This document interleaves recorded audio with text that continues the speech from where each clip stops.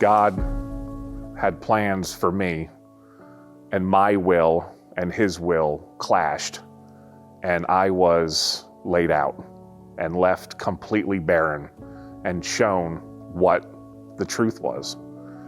The current sermon series we've been going through at Crosslink has got me thinking a lot about my past.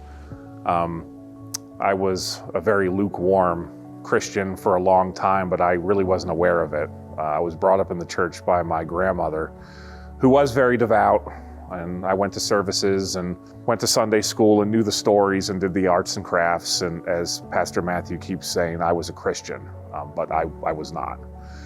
I was like that for about 40 years, legalistic in some ways, like I said, lukewarm in others, but I had a very cerebral and sterile version of Christianity. I believed in God, I believed in Jesus, but there was nothing personal. Last summer, about the same time we started coming to Crosslink, I started really leaning on my own understanding a lot harder, my own stubbornness, my own pride. I felt like I was being attacked in a way, something a little darker, a little insidious, but I wasn't quite sure where it was coming from. I just knew the closer I was getting to actual believers, actual people in the faith, the more something felt like it was kind of pulling at me.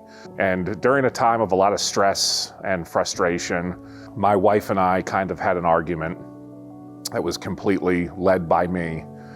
And she took the kids to go visit her dad in Culpeper, and I ended up staying home. I got a little hungry, and I was making something to eat in the kitchen, and I felt this really strong urge to start praying. I had prayed before, kind of like I said, jokingly, but not so much. I was a Christian. I knew that was something I was supposed to do, but this was very different. I felt compelled in such a manner that I instantly walked over to the living room and I kneeled down over the ottoman and I started praying. And I started praying quickly.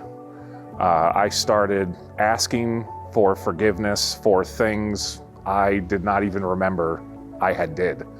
I started repenting over sins and tendencies and pride and stubbornness and arrogance that was decades old at this point. It was an experience that almost a year later now, I'm having a hard time putting a lot of it into words. But the next day, I definitely felt like I was born again. My outlook was different. Just my understanding was different. I had a sense of peace that I had never known. Anxieties were lifted. Depressions were lifted. Old habits, addictions, things I stood on no longer existed. I have not doubted a day since.